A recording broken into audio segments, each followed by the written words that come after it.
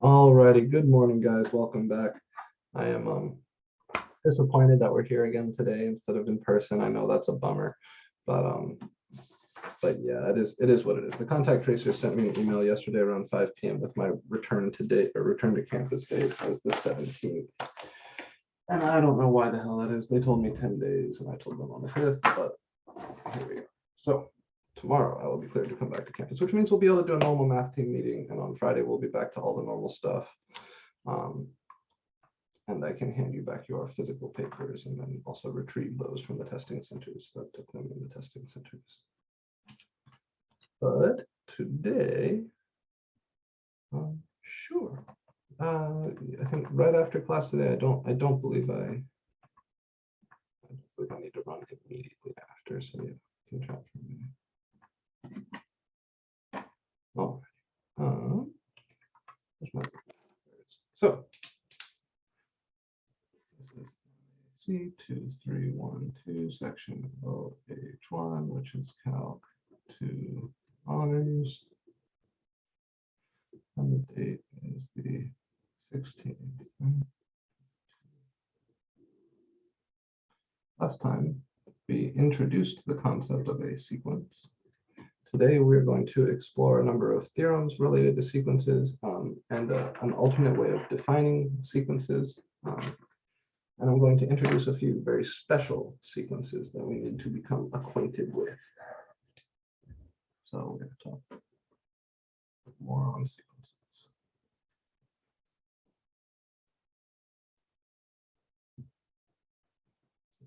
Section 11.1, redux.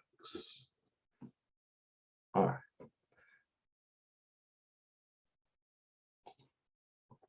So we did take a few limits of sequences in class on Monday.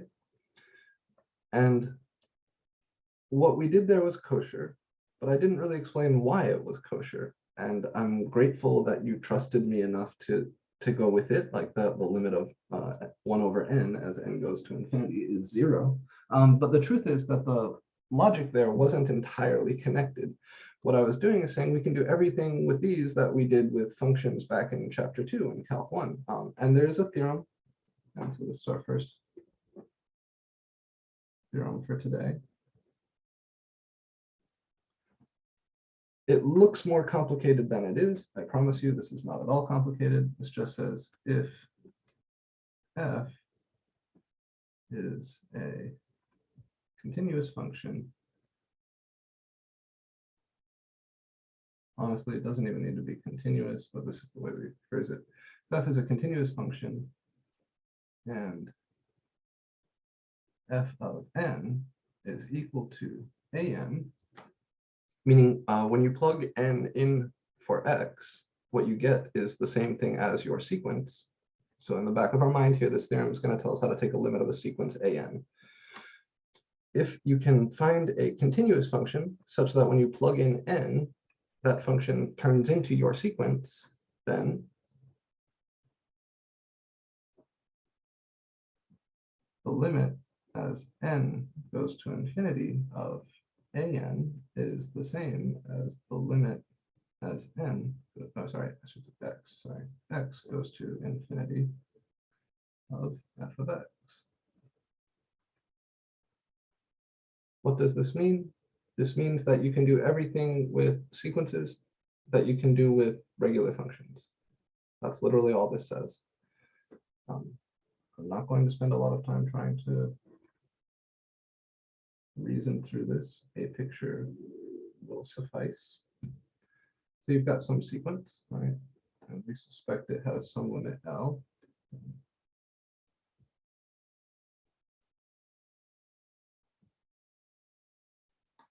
I suspect that the limit of this sequence is L.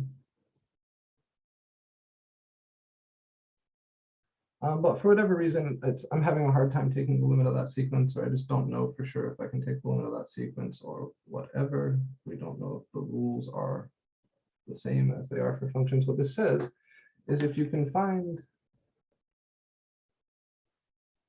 the function that goes through all of these dots that are the graph of the sequence,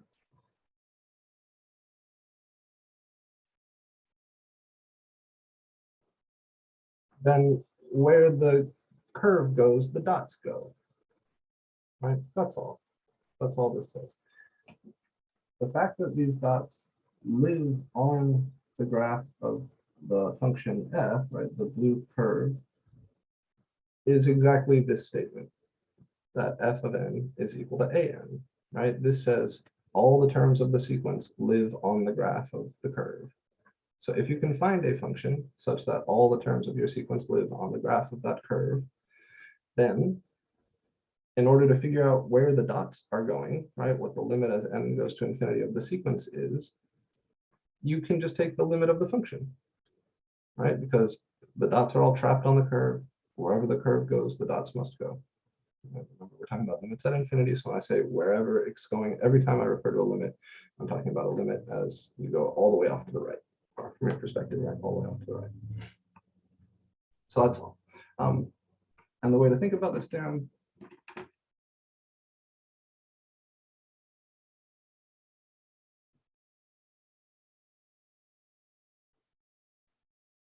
everything we did with limits as x goes to infinity in section 2.6. I say we, obviously, whomever your Calc 1 teacher was, everything you learned about limits as x goes to infinity in section 2.6 can also be done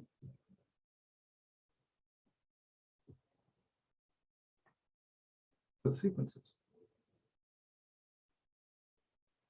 Right, so all of the rules and stuff that you remember about limits back there, like renormalization or L'Hopital's rule, the squeeze theorem, that rule that says, you know, the limit of 1 over x as x goes to infinity is going to be 0, or the limit as x goes to infinity of any 1 over any positive power of x. All those theorems that you learned about limits back in Calc 1 apply here. That's all this theorem says, but that's a big deal, right? Whoa, sorry, my screen share decided to do something wonky. Oh, I must have clicked something dumb down here, didn't I?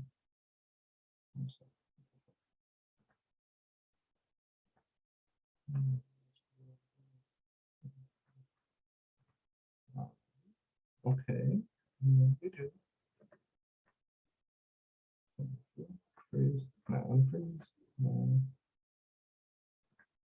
Sorry, guys, I don't know what's going on with this software. I put something on accident. So one of the reasons this theorem is important, you remember we said that when we were talking about the sort of calculus operations we could hope to do with sequences, I said you can't differentiate them. And that's true. There is no notion of a tangent line for a sequence.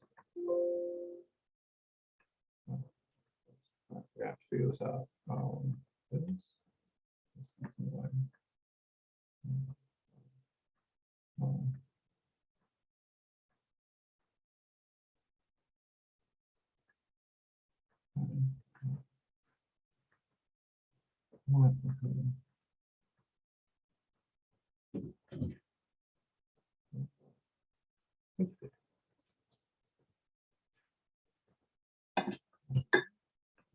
right.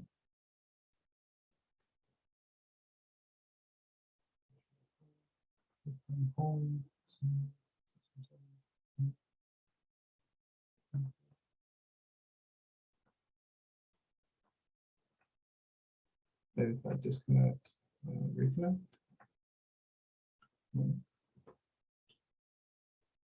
Okay, maybe if I power this off, come back on. Something the duck can do.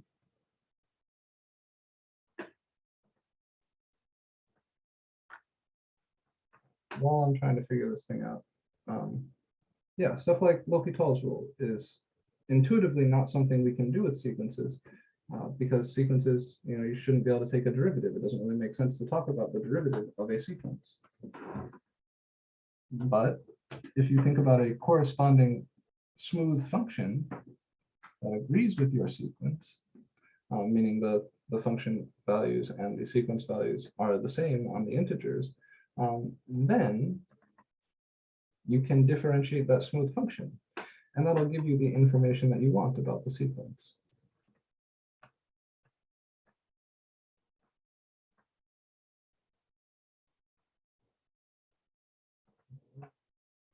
So we can talk about how fast a sequence is growing by taking its derivative, and the differentiation rules all look the same. There's nothing kind of special there. Thank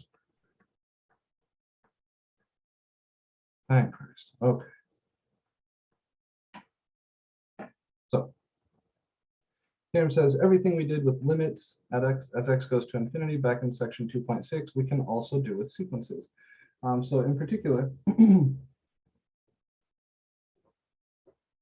if I wanted to talk about how fast a sequence is growing, or we can use something like L'Hopital's rule. So let's say investigate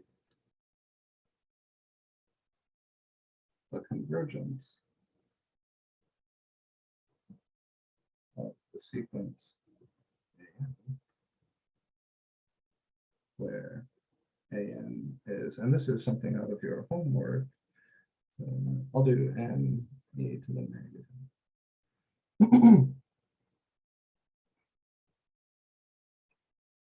Well,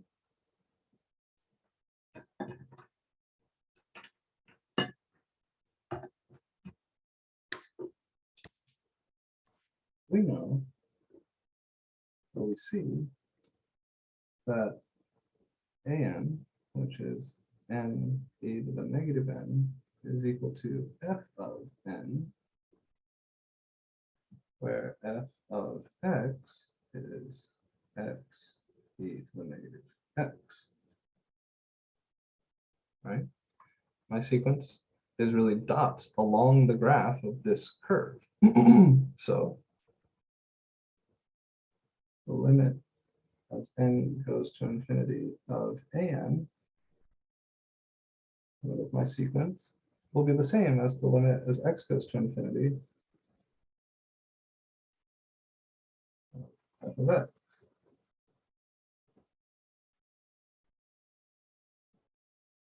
And f of x is x e to the negative x. This is then x infinity x e to the negative x. And of course, the reason we're doing this is because if you try to send n to infinity just right away here, n itself goes to infinity, e to the negative n goes to 0, you would get infinity times 0, which is an indeterminate form, which kind of hints that you should use L'Hopital's rule. But the concept of differentiating a sequence is unappealing because sequences are dots, they don't have tangent lines. So we just replace the n's by x's and then differentiate that thing, or apply L'Hopital's rule to that thing.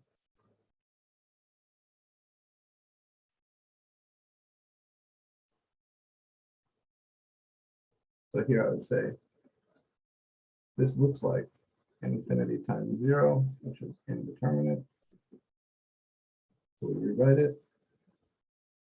So x to infinity, x over e to the x, which is still technically indeterminate, right? Now this is infinity over infinity, but it is an indeterminate ratio. And that's the sort of thing I can apply L'Hopital's rule to. So I said, okay, by L'Hopital's rule, and this is the notation I use. You don't have to use this notation. But when I say one thing is equal to another by L'Hopital's rule, I just put a little LH over the equal sign. If you don't like that, use something else, but have some notation that indicates you're using L'Hopital's rule. L'Hopital's rule says take the derivative of the top and bottom separately and try again. Derivative of x is 1, derivative of e to the x is e to the x. And now this is 1 over infinity, because as x goes to infinity, e to the x goes to infinity, and that is 0. So we used the theorem here when I said the limit of an is the same as the limit as x goes to infinity of f of x. What you notice is that I could have done all of this writing n's instead of x's. In effect, all the theorem does is tell you to relabel the variable, and then you can do the stuff that you're used to doing. So in practice, I'm not going to do this, right? I'm not going to bother writing all of this, and I'm not going to bother switching n for x. We will usually just work directly with the n stuff. But this is the theorem that tells you you can do all the things you want to do, even though sequences don't have derivatives, which is a nice thing. One of the other consequences of this theorem is related to the problem that we left hanging last time. If you remember at the end of class last time, we had a somewhat tricky looking limit, and I'll remind you.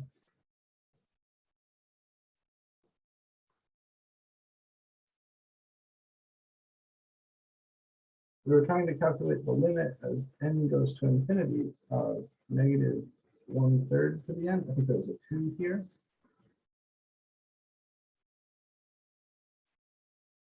And depending on how much that you saw, we did a little bit of manipulation. We popped the 2 out because these are constant multiples. And we rewrote negative 1/3 to the n as negative 1 to the n over 3 to the n. But then we observed that the limit of the top, that doesn't exist, right? The graph of negative 1 to the n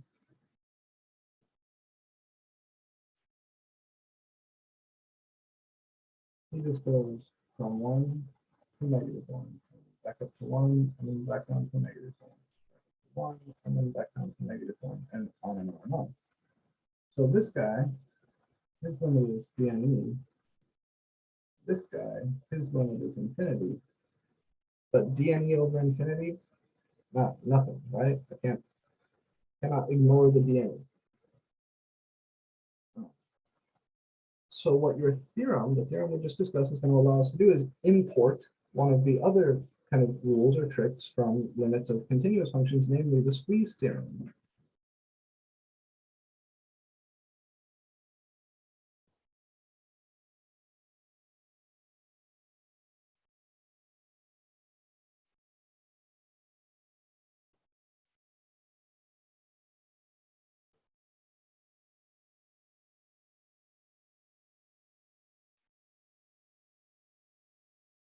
By our new theorem, we can import any trick from Calc 1.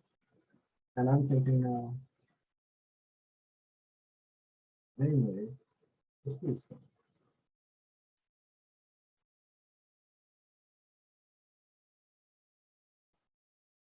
So there's a version of the squeeze theorem for sequences.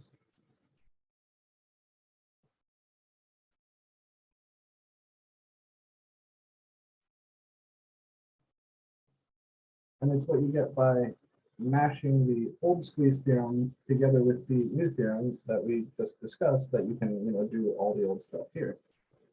But it's nice to just know how to say it in terms of sequences. So if an is less than or equal to bn is less than or equal to cn for all n sufficiently large. In other words, eventually, if eventually you have an inequality like this, then the limit of n goes to infinity of an will be less than or equal to the limit of n goes to infinity of bn will be less than or equal to the limit of n goes to infinity of bn. And in particular, if the limit as n goes to infinity of the lower bounding guy is equal to the limit as n goes to infinity of the upper bounding guy, say both equal to L, then the limit of the middle guy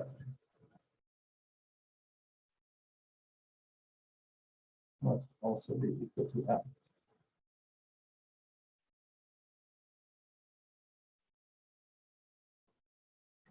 So Bn is like the sequence you're trying to work with and you're struggling to work with for whatever reason. Maybe you've got something like this going on. What we do is we find a sequence An that bounds it from below and a sequence Cn that bounds it from above.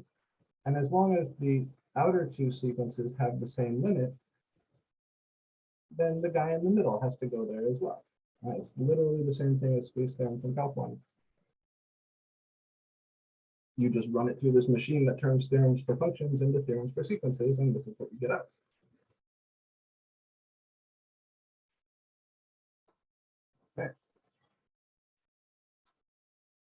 So returning to the example that we're trying to solve,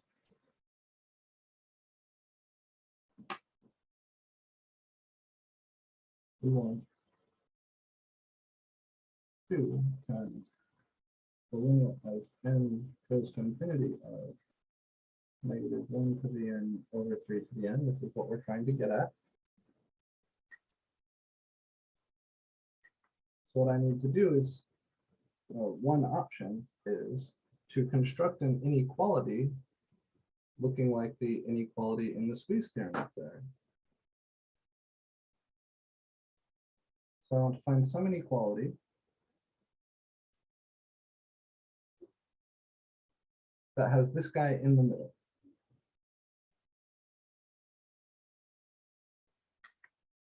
And of course, it needs to be a true statement, so you need to think about where this inequality is going to come from.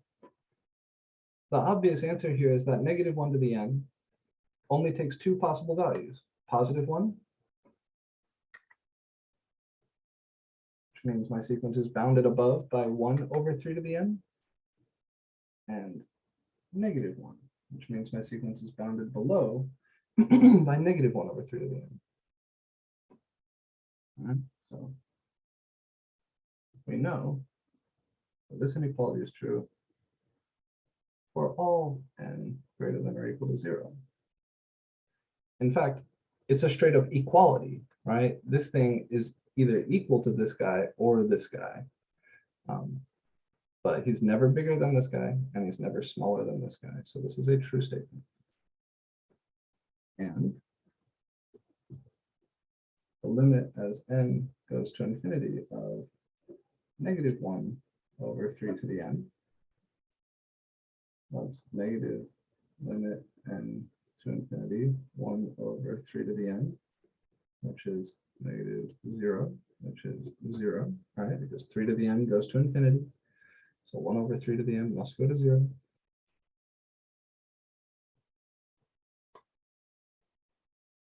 And if you look at the limit of +1 over 3 to the n, that's even more straightforward.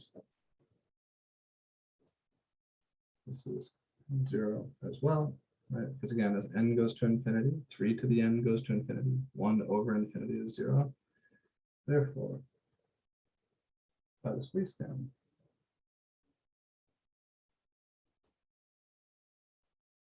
and our inequality, the limit as n goes to infinity of -1 to the n over 3 to the n is equal to 0. Also,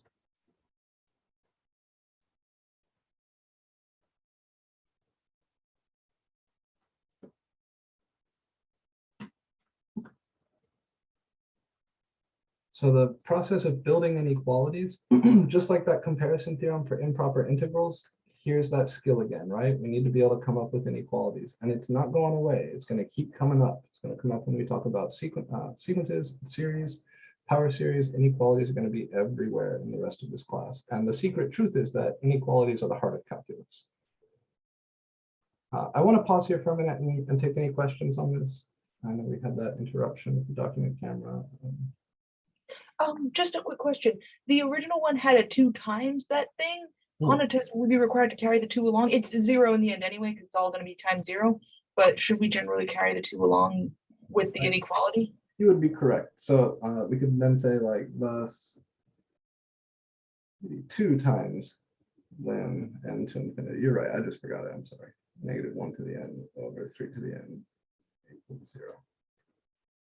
So that would be the thorough wrap-up. Correct. Okay, cool. Thank you. Of course, of course. All right. Here's a funny observation. Nice time saver.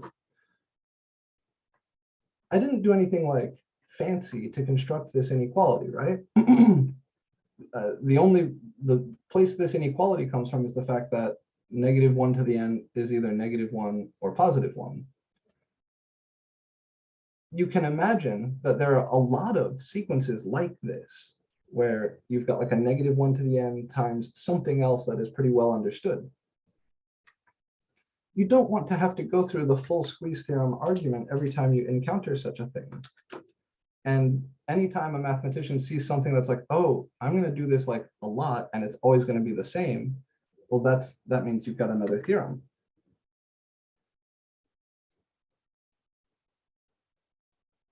So if you try to generalize this argument, what you arrive at is the following. The limit as n goes to infinity of an being 0 happens if and only if the limit as n goes to infinity of the absolute value of an is 0. Right, what I'm really doing in the argument above is arguing that the absolute value of my sequence goes to 0. It's done with a lot more words than it needs to, but that's precisely what we're doing.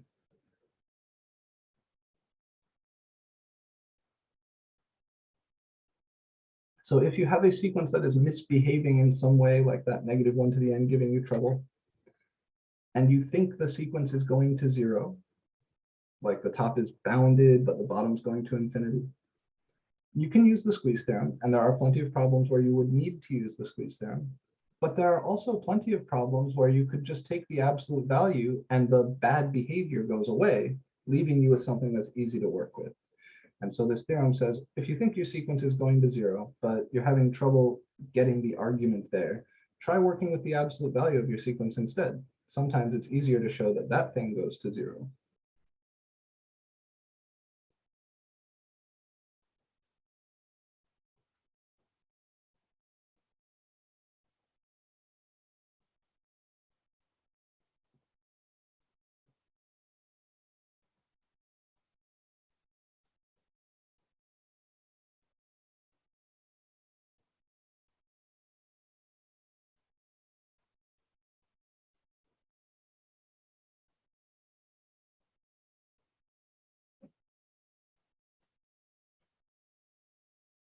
So here's an example where we can employ that same trick.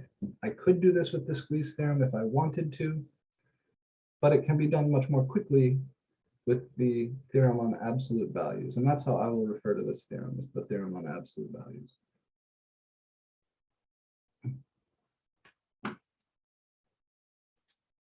So if we jump in barehanded, and I say, okay, lim n to infinity of an would be lim n to infinity of -1 to the n-1 over n.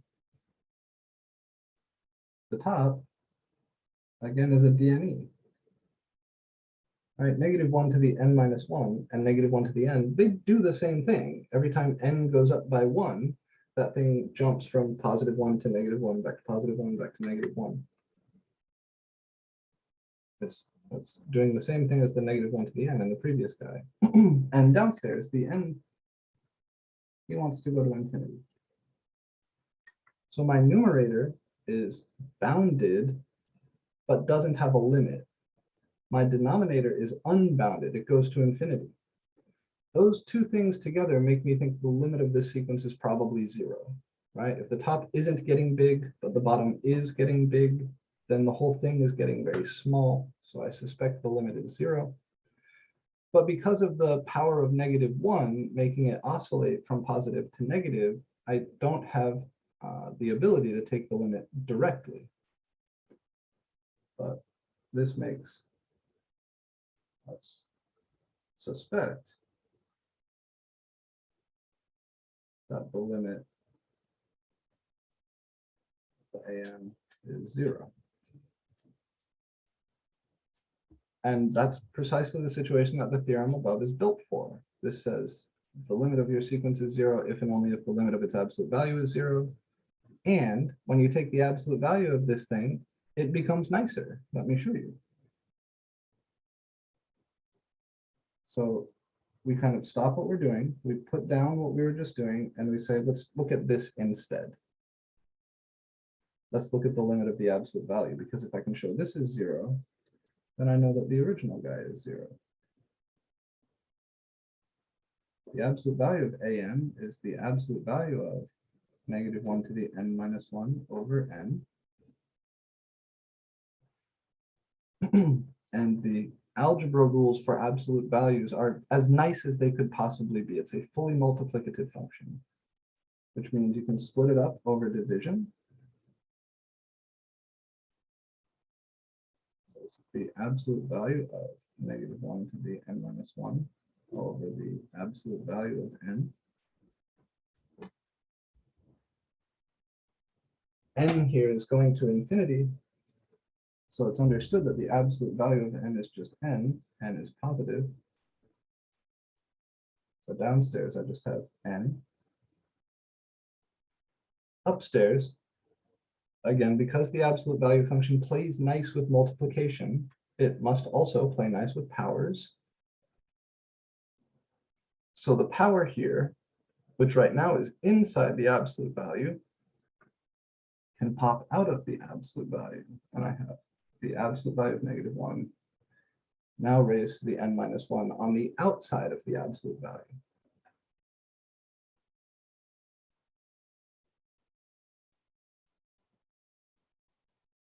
What's the absolute value of -1? 1. It's 1. So this is the same as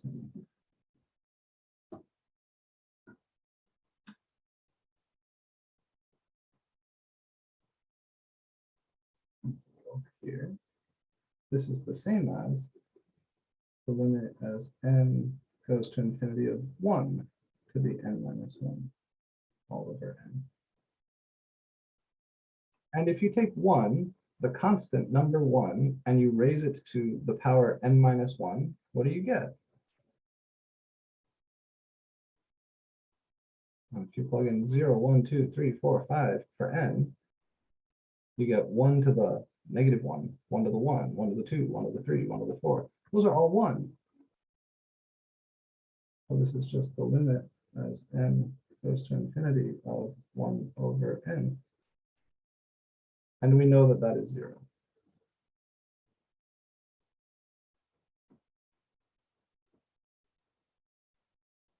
Thus, by the theorem on absolute value of an, we learn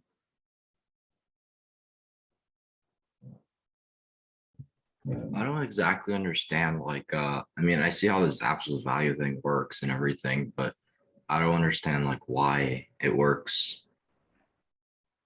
so let me Like to take the limit instead of not doing the absolute value of whatever the function is. So I want to make sure I understand. Is it like, why do we need the theorem here? Or Yeah, like why is are, the I theorem- don't, I understand that the absolute value thing works, so like I can see it, but I don't understand like why it works and like why we're taking the absolute value. So if I try to take the limit of the sequence without absolute values, the top is dne. So dne over infinity, not necessarily 0. Could be anything. Maybe it's dne, maybe it's 0, maybe it's 5. Could be anything. Because we don't know how this dne is going to affect the overall limit. So in order to get at the limit we want, I need to do something. I could use the squeeze theorem if I wanted to and come up with an inequality, like squeeze this guy between -1 over n and +1 over n. That would work. But this theorem provides me a quicker path. So what the theorem says is that if your absolute value goes to 0, then you go to 0 as well. And since I think that my sequence is going to 0, but I can't take the limit directly because of the dne in the top, I choose to work with the absolute value instead, hoping that that makes things easier. Is that Okay. I get at see. the question? Yeah, Yeah. and this is like always the weird part when it comes to sequences and series and stuff. So I invite these conversations. I want to know what you're thinking. Other thoughts or questions or comments, anything at all? Yeah, I don't understand why the power of 1 and -1, you can just cancel it. Because if you take the limit as n goes to infinity, that goes as 1 to the infinity, and that's That's Yeah, indeterminate. I tried to sweep that under the rug, didn't I? You caught me. So it's true that 1 to the infinity is an indeterminate form. That's true. But that's only an indeterminate form if you have a function that is going to 1 being raised to a function that is going to infinity, which isn't what we have here. So you're correct that the expression 1 to the infinity is an indeterminate form, but the base here is not a function whose limit is 1. It's straight up just the constant 1. So if I had something in here like n over n plus 1, and all of that was raised to the n minus 1 power, then the base is a non-constant function whose limit is 1, and the power is a non-constant function whose limit is infinity, then I would need to be more careful. But if you look at this thing, for every value of n that you can plug in, the top is just going to be 1.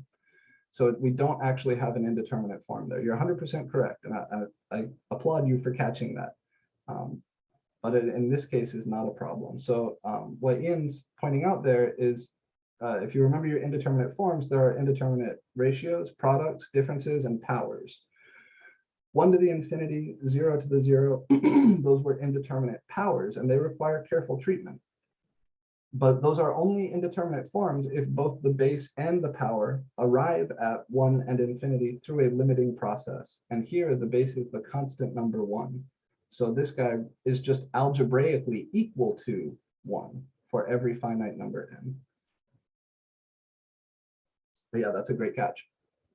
In fact, the next thing I wanted to talk about was an indeterminate power problem. It's a classic.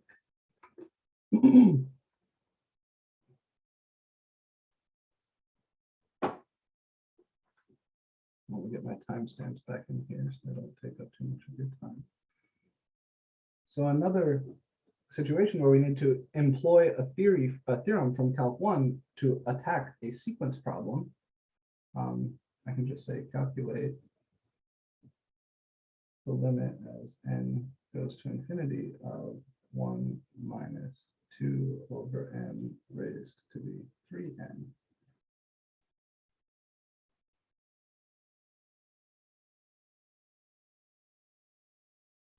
Again, if we just dive in,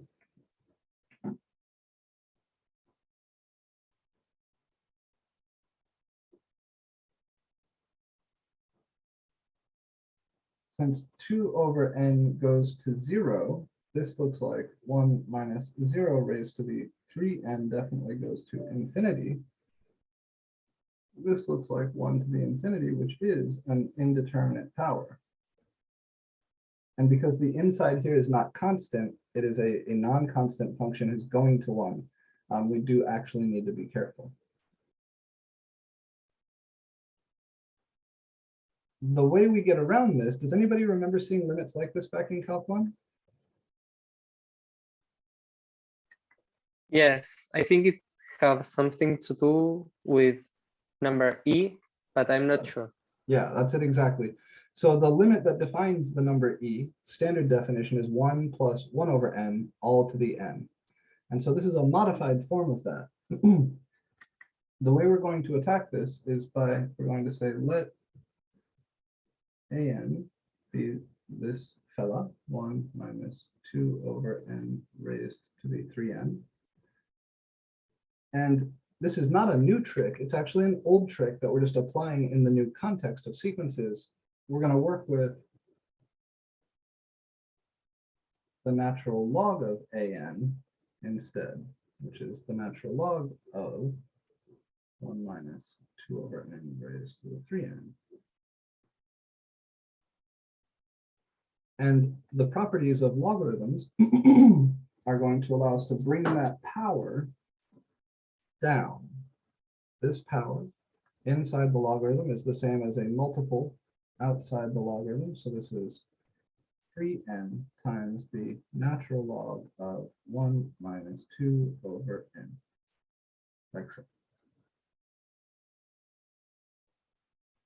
Because I run into a problem with indeterminate forms taking the limit of an, specifically an indeterminate power, we work with the natural log of an instead. And in Calc 1, we did the same thing. We just worked with the natural log of f of x instead.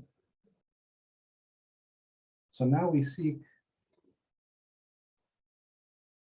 the limit as n goes to infinity of the natural log of an. And at the end, in order to recover our answer, we will exponentiate. That's the idea. So if an goes to 5, or sorry, if the natural log of an goes to 5, then an will go to e to the 5. That's the idea.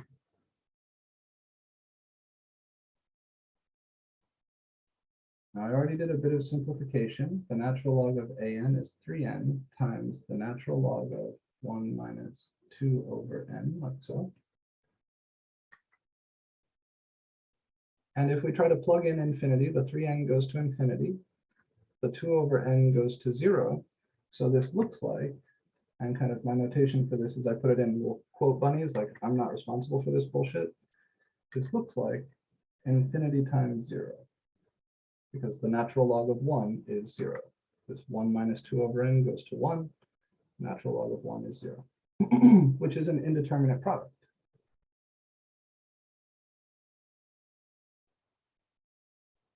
And the way we handle indeterminate products is by shoving one of the pieces downstairs. And generally, you want to shove the simpler piece downstairs. Now, I can't just put 3n down there. Multiplying by 3n and dividing by 3n aren't the same, but I can put it down there as a 1 over 3n. Right? Dividing by 1 over 3n is the same as multiplying by 3n. So just algebra, no calculus there, nothing fancy. Just saying this being up here is the same as this being down here. Once we've rearranged our indeterminate product into a big ratio like this, we can take another look at what that limit is. The top is still going to the natural log of 1, which is 0. The bottom, 1 over 3n, well now 3n goes to infinity, so 1 over infinity, that's 0 as well. This is an indeterminate ratio, which is good news because now we can employ L'Hopital's rule. And when we did that first L'Hopital's rule example, I swapped the n's for x's before I differentiated, but it didn't change anything. It's just a change of labels. It's just to illustrate the theorem. So in future problems, I won't do that. I'm just going to differentiate with respect to n. The derivative of the top is mildly unpleasant, but we'll get through it. So when you differentiate the natural log of some shit, you get 1 over that shit times the derivative of that shit. So what's going to come out here is going to be a big fraction where I've differentiated the top and bottom separately. The derivative of that natural log is 1 over 1 minus 2 over n times the derivative of 1 minus 2 over n. The 1 differentiates to 0. The derivative of 2 over n is what?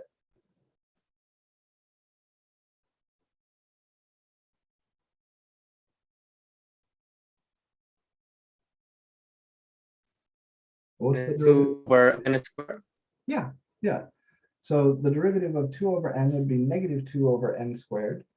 And so we have 0 minus negative 2 over n squared, which is just 2 over n squared. Downstairs, when I differentiate 1 over 3n, again, that's basically like just differentiating 1 over n. There's just a factor of 1/3 that's going to come along for the ride. That would be negative 1 over n squared. So this will be negative 1 over 3 times n squared, like so. And this is by L'Hopital's rule. And the magic here is that you get a 1 over n squared upstairs and a 1 over n squared downstairs. You have factors of n squared that can cancel. So I can rearrange this as 1 over 1 minus 2 over n times 2 over n squared times negative 3 times n squared. And the n squareds cancel.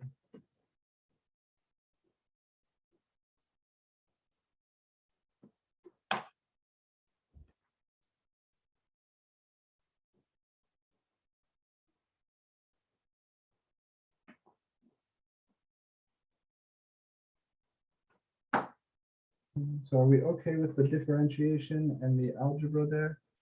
I know it is a little bit on the dense side. Don't be shy. If there's something you want to look at, let me know.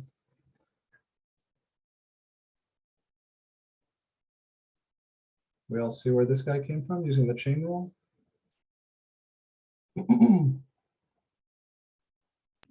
I just don't see where the first term on the top came from. This guy. So Yeah. if I have the natural log of some stuff, let me call it u, and I prime that whole thing, I'll get 1 over u times u primed. So the stuff here is 1 minus 2 over n. That's like my u. So this first piece is like the 1 over u, and this piece is like the u primed. Okay, I see. I was thinking of the something else. It's a messy derivative. It definitely is. I think the derivative of 1 over 3n is minus 1 over 9n squared. Reasonable thought, but think of it like this. This is like 1/3 times 1 over n, right? So that 1/3 you can think of as a constant multiple. If you differentiate that using the quotient rule, which is an option, then you'd have a 3 over 9n squared, negative 3 over 9n squared, and you cancel the 3's. Okay, okay. So this is good. This is the sort of conversation I want to have. What else are you guys seeing?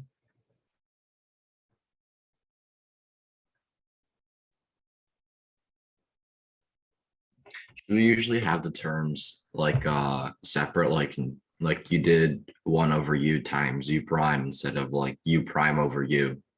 Either one is fine. You can write this as u prime over u. I wrote it like this because here writing it as u prime over u would be kind of complicated, right? It would be like 2 over n squared divided by this weird thing. So in order to make it look a little less heinous, I wrote the chain rule in that form rather than the other form, but either one would be okay. If you do So that, like either way, it's not going to make it more complicated on an exam because there's like lots of instances where having the same thing written like a slightly different way is a lot nicer. It's true. Yeah, it's absolutely true. Good notation and kind of arranging things so that your mind sees the algebra and kind of feels it better is a startlingly powerful tool. You know, when I write it like this, it makes it easier for me to see, oh, well, there's a thing here that will cancel, right? But if it was upstairs here in a really complicated fraction, and then all being divided by this other fraction, it would be a little harder for me to see the cancellation. Any other thoughts on the derivative step or the algebra step here?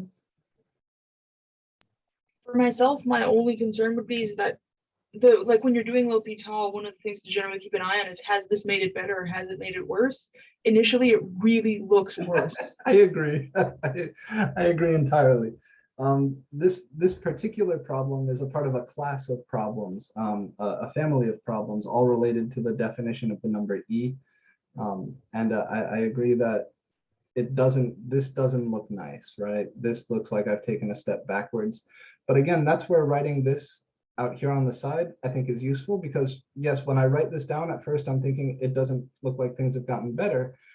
But if I can see that this and this are going to interact nicely, that the n squareds will cancel, then it really does look better. Then it really does look like an improvement. But there is a problem like this in your homework that you guys will be working out on your own, and it'll hopefully give you a little bit of a feel for when to expect an intermediate step that looks scarier than you are anticipating. Okay, sounds good. Let's go ahead and take a look now here. The n squareds have canceled. 2 times -3 is -6. So this is lim n to infinity. -6 divided by 1 minus 2 over n. And this is good news. This is good news because 2 over n goes to 0. So this is just -6 over 1, which is -6. And then the only thing that remains is to remember that we weren't working with our sequence. We were working with the natural log of our sequence. And that means that the an itself since the natural log of an goes to -6, an itself goes to e to the -6.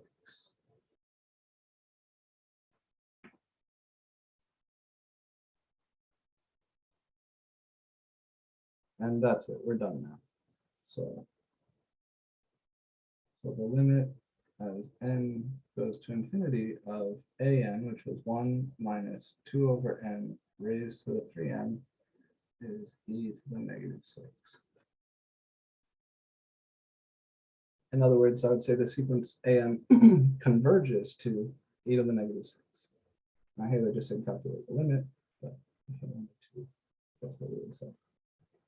And if you think you notice a pattern here, you probably do, right? 2 times 3 is 6, and there's a negative here. There is a generalization of this, and if you look through the problem in your homework, you will spot that generalization. I call it the special e to the ab limit, and I will share with you the way I remember those limits all at once, but not right now because I don't want to destroy the homework problem for you. Okay, so squeeze theorem, L'Hopital's rule, all of the stuff that you learned in Calc 1 about limits at infinity can be done in this context as well. Two more things remain to discuss regarding sequences. There are some special sequences that have names, geometric sequences, arithmetic sequences, and there are the factorial. There are also alternate ways of defining a sequence. So thus far, when we want to work with a sequence, we're given an algebraic expression for the nth term of the sequence. I tell you, an equals this thing. That's nice. That's an explicit formula for the nth term. We don't always have that. Sometimes, to define a sequence, instead of giving you an explicit formula for the nth term, I will give you the first term of the sequence and then a rule that tells you how to get the next term from a given term. So if I give you the first term and that rule, you can cook up the second term. And then now that you have the second term and that rule, you can cook up the third term. Anybody who's done any computer programming is familiar within the context of loops. This is called recursion. So what we're going to introduce now are recursive sequences.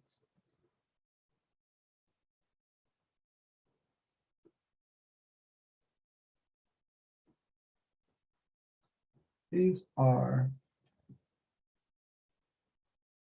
sequences defined by a recursion formula and an initial value.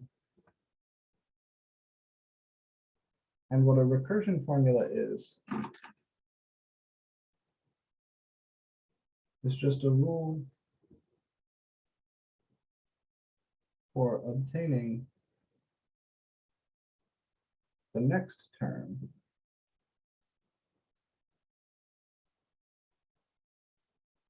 given the current term. And sometimes the recursion formula or recursion rule tells you how to get the next term from the previous 5 terms or the previous 2 terms. It's a rule for getting the next term from the terms you already know, right, as a combination of previous terms. Treasure hunt sequence, that is not something I'm familiar with. What are those? No, it's just it's very reminiscent of a treasure hunt. You get what you have in your hands and a clue. I like that. That's a cute way to describe these.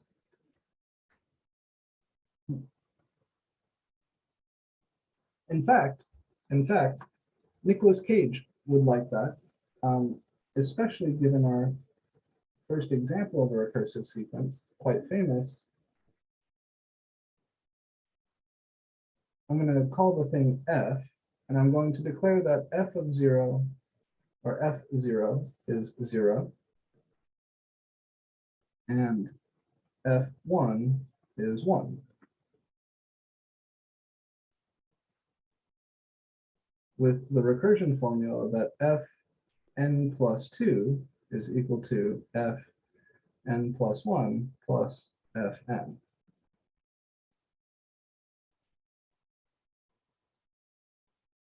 So this is the recursion formula.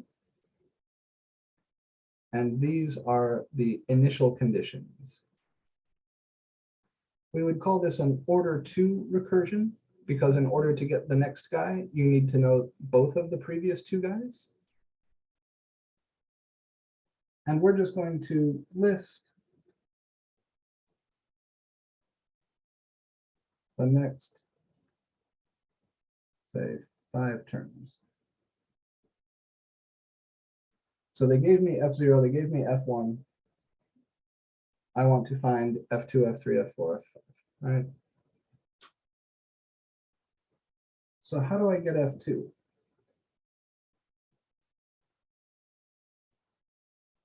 Well, if you plug n equals 0 into this recursion formula, recursion,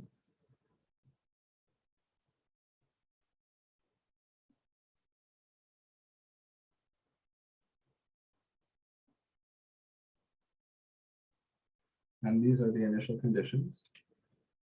If you plug n equals 0 into that recursion formula, then the left-hand side is f sub 0 plus 2, which is f sub 2. And the right-hand side, I suppose I should be doing some purple. The right-hand side would be f sub 0 plus 1, which is f1, plus f sub 0, 0. So f2 is f1 plus f0. And f1 is 1, f0 is 0. So this is 1 plus 0, which is 1.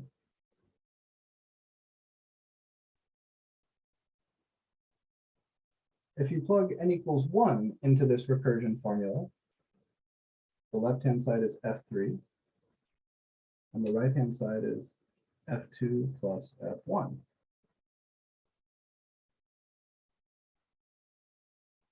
I was given f1, and I just calculated f2, right? So in order to get f3, I needed to know f2, but I do know it because I just calculated it. They're both 1. So the next term of this sequence, f3, is the number 2. f4, plugging n equals 2 into this recursion formula, yields f4 equals f3 plus f2, which is the sum of the 2 previous terms. That's 2 plus 1, which is 3. f5, following the same pattern, would be f4 plus f3, which is 3 plus 2, which is 5. And we'll do one more. f6 would be f5 plus f4, which is 5 plus 3, which is 8. So does anybody recognize the terms of this sequence? 0, 1, 1, 2, 3, 5, 8. The next one is 13 and 21. Are these? No, never mind.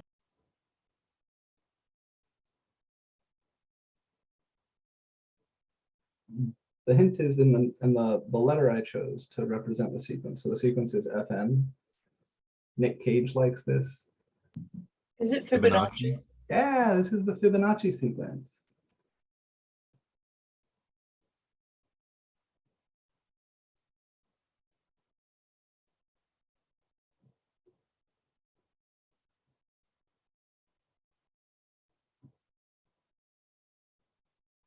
So the Fibonacci sequence is what you get by doing 2 things.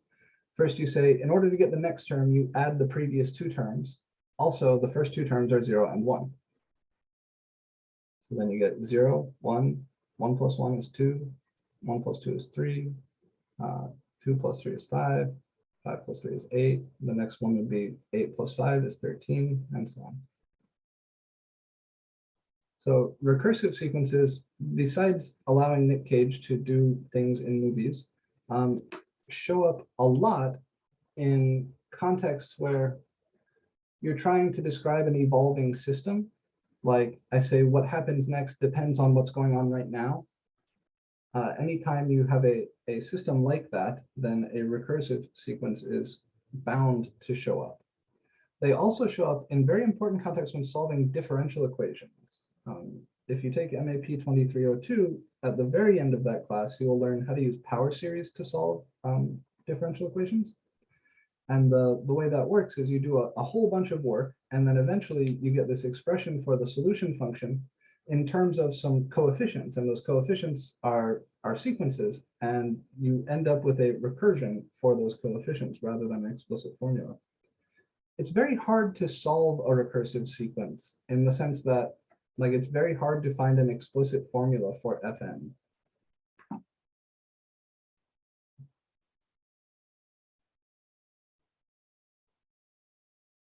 The formula you gave us, the recursion formula, that's just for this problem, right? Yes, sir. Yeah, this particular recursion is just for the Fibonacci sequence. And what is n? N is supposed to represent like which like is it supposed to represent like a sequence point or? Yeah, it's the input for the sequence. So like an, n is the index, or the tells you kind of which term you're looking at. Here, n does the same thing. It's the index for the sequence. If this recursion looks weird, you can also write this. Some people like writing it this other way better, as Fn equals F n minus 1 plus F n minus 2. That's a little bit more evocative of what we're doing mentally, like to say to get the next term, you add up the previous two. They say precisely the same thing. But Okay, yeah, because it's just weird because if you, I mean, when you did F like sub 2, to do that, you would plug in 0 on the ends, right? That's correct. Yeah. So to get F No, I mean out that's of this the formula, I plug 0 for n, because 0 plus 2 is 2. But you could also think of it this way and say I'm going to plug in 2 for n, right? And then you'd have F sub 2 equals F sub 1 plus F sub 0. so then if you plugged in 0, F sub 2 would correspond to A sub negative 2. Well, that's the thing. So I prefer to write it this way because you're less likely to accidentally look at a negative index. So the sequence is not defined for a negative index. Remember, we said sequences are functions whose domain is the natural numbers, and those don't include any negatives. So the reason I prefer to write it this way rather than this way is because when you write it this way, you're less likely to even ask that question, which can be a little bit of a stumbling block. But the idea is that this would be defined for n greater than or equal to 0. This would be defined for n greater than or equal to 2. Okay, I was just confused on the like I was thinking if you plug in 0, that would mean it's F sub 0, but it doesn't. That means it's F sub 2. Correct. Yep. Yeah, that's the idea, because this kind of, think of this part as being in parentheses, F sub n plus 2. Yeah. We plug in 0, we get 2. So that's it. Yep. Okay. Real fun. An interesting project idea, right? Because I do still have some folks who haven't told me their project, is to find an explicit formula for the nth Fibonacci number, Fn. There are several ways to do it. Some of them are near and dear to my heart because they involve generating functions, but it can also be approached as a thing called a forward difference equation. Okay.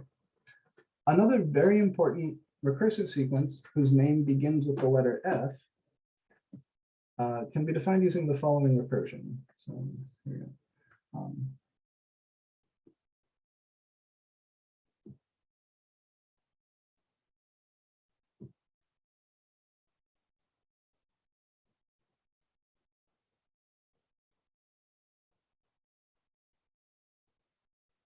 The factorial.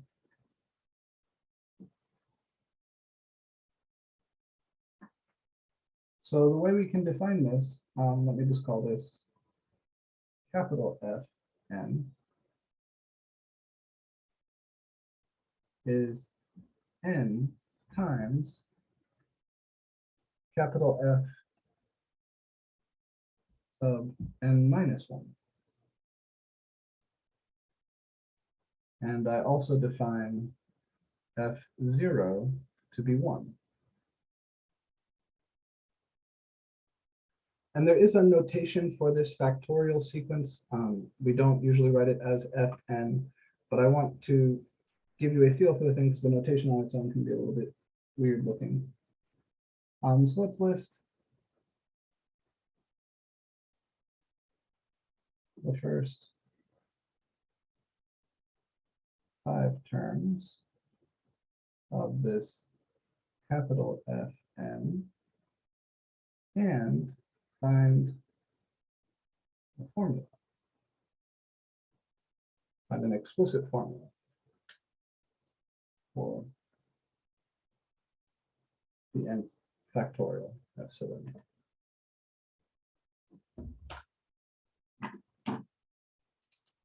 So I know that f0 is 1. Let me just start by writing that down.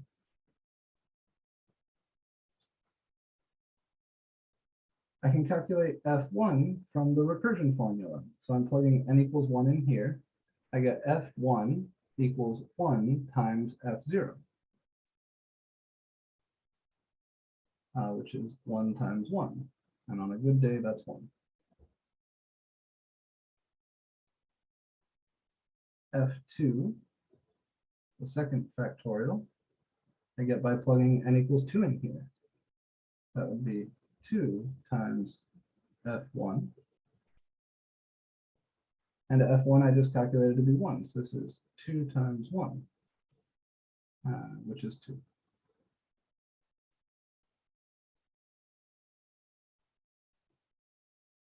f3, if I plug n equals 3 into this recursion, I get 3 times f2. And f2 was 2 times 1. So this is 3 times 2 times 1, which is 6. You saw this if you came to the math team meeting last week. F4 would be 4 times F3, which is 4 times 3 times 2 times 1. I'm just slapping a 4 on here. This is 24. And that's the first 5 terms. We'll stop here.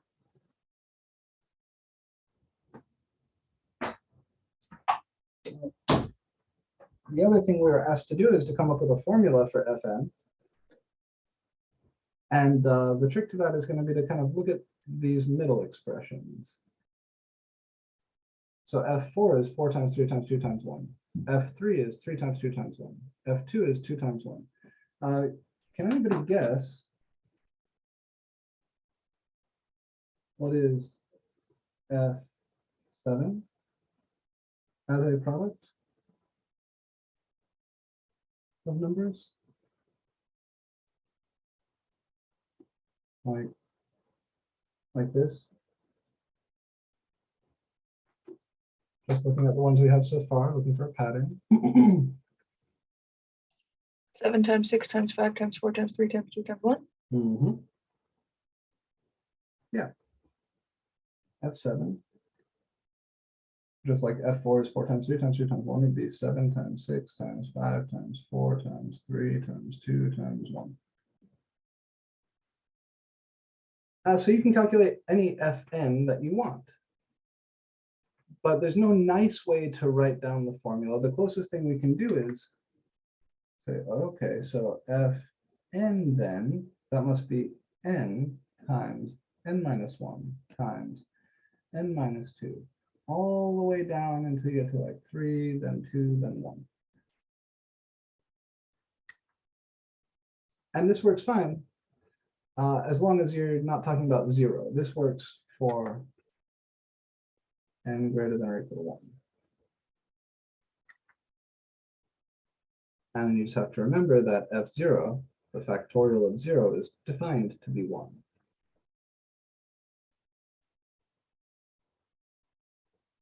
This is usually, so this is called the factorial, right? And the standard notation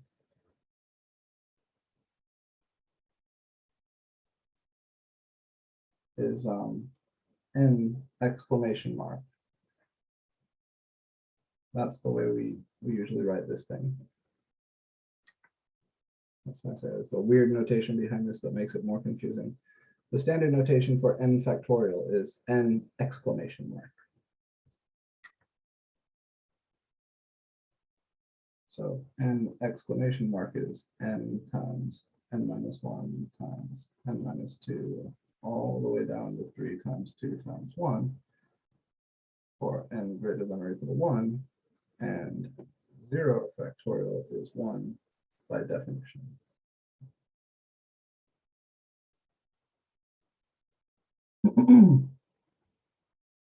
You can think of n factorial as counting things. N factorial is the number of ways that I can arrange n plus 1 people in a circle, like sitting at a circular table, where everybody has the same neighbors, right? So like rotations don't matter. That's a combinatorial definition of this thing.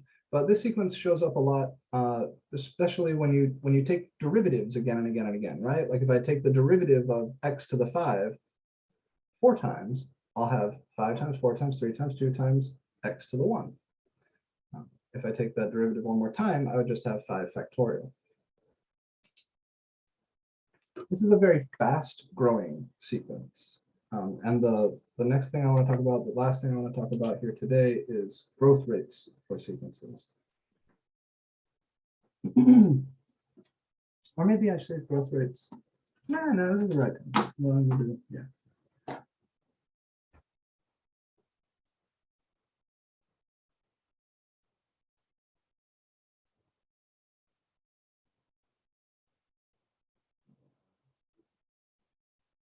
So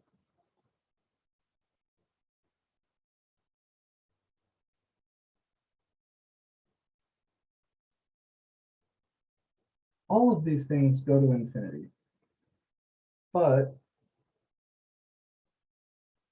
some of them go to infinity faster than others.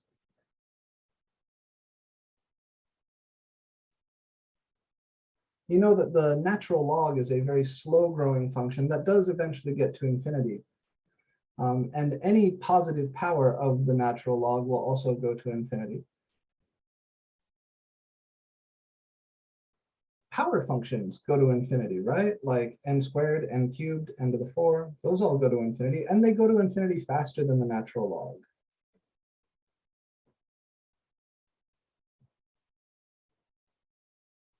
Exponentials go to infinity as long as the base is bigger than 1. And they go to infinity faster than any power function.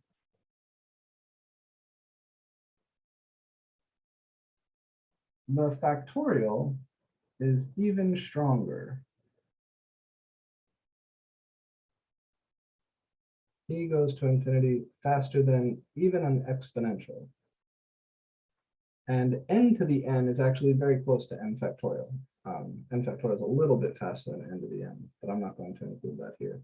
So this is where p is positive, q is positive, and b is bigger than 1.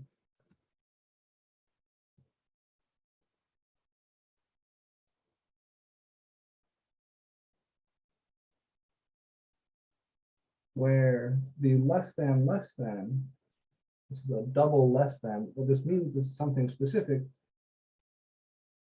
If I say an is less than bn, that means that bn is so much bigger than an, at least as n goes to infinity, that their ratio goes to 0.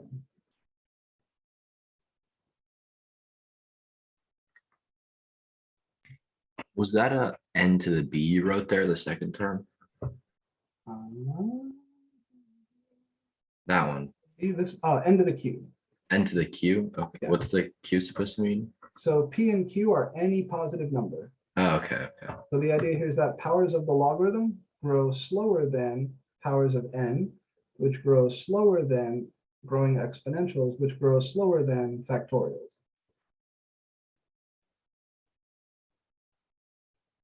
All right. So I will go ahead and wrap it up here. We are going to continue talking about sequences on Friday. So next time, we're going to look closely at a theorem about recursive sequences. There's a way to figure out when recursive sequences converge, like have a limit, and then there are tricks for taking those limits. We're also going to talk about geometric sequences because we haven't done that formally yet, and we need to do that. But yeah, I will go ahead and wrap it up here. Is there anything you guys would like to ask before we finish? Roughly which problems in the homework set are we able to tackle with what we know up to this point? Good question. Let me pull it up.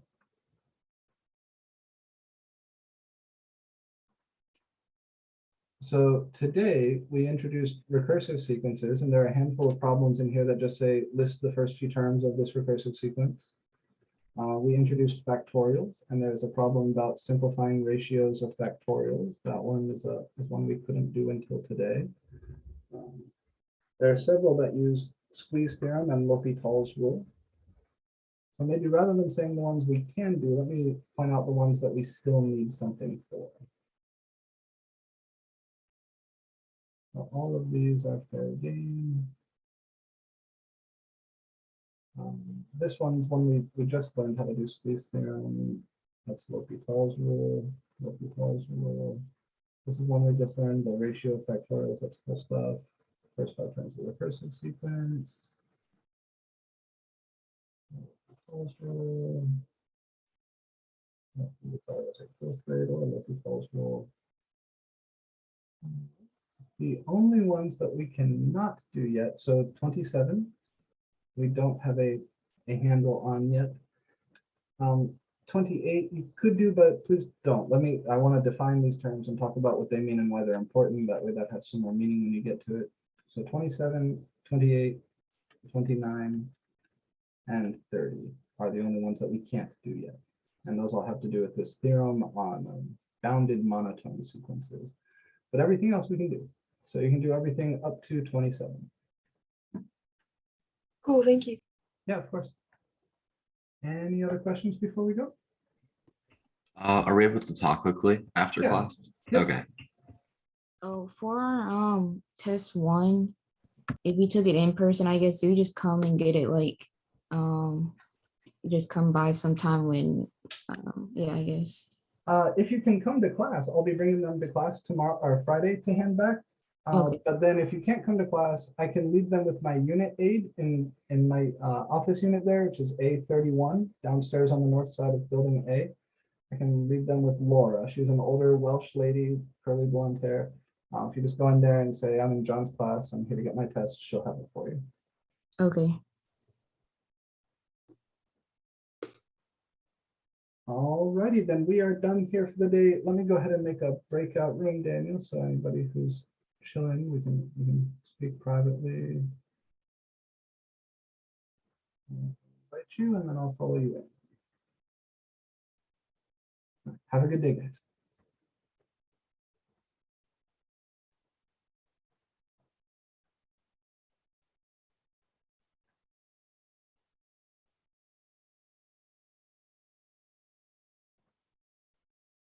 All right, what's up, Danny? Hi, it's not related to class really, but so the lab imparted at UF, the professor wanted to do an REU for the lab, which is with the National Science Foundation, I think, Very nice. and they give funding, and the professor said that I needed to, well, to do an REU, I think you need a professor also from outside the university to join in, and I don't know 100% every single detail right now, but I mean, I don't think it wouldn't require you to like take effort out of your day. I think it's just mainly like you maybe performing some formalities, like saying that you agree to this or something, and that something like that. Like, because we just need another professor from another college, I think preferably community college. I'm on board to help. It is true that my time is pretty limited right now, but if you could, is there like, I imagine there's some form or something we would need to fill out to say I'm on board and I'm doing this with you guys. Is there any way you could send me something like that so I can? Yeah, I can. I'm gonna meet with them tomorrow actually about the whole thing. So I can send you that after. But That would be I just wanted to check today before I meet with him tomorrow if you would be willing to. Yeah, I'd love to, Daniel. I'd be really happy to. What's Okay. the research on? I don't, well, I don't know what the professor wants to propose it for, but the name of the lab is Applied Physics Research Group, so it's probably gonna be something related to that kind of. I don't know if it's like my honors project. I don't know if it'll be related to that or something else. I mean, that I'll find out tomorrow, see if what his ideas are. It looks like they have a website. Probably they won't list anything that they're planning to do in the future here, but I'll take a look at the website and yeah, I would be happy to then. The Applied Physics Research Group website. Yeah, I think Yeah, there's a website. here, right? They might, but yeah, I would be happy to. I would be more than happy to sign on with that. Okay. All right then. So I'll let him know that tomorrow, and then I can I'll tell you more on Friday actually, since I'll be there in person. Okay, that sounds cool. Okay, thank you. Of course. Take care, buddy. You have a good one.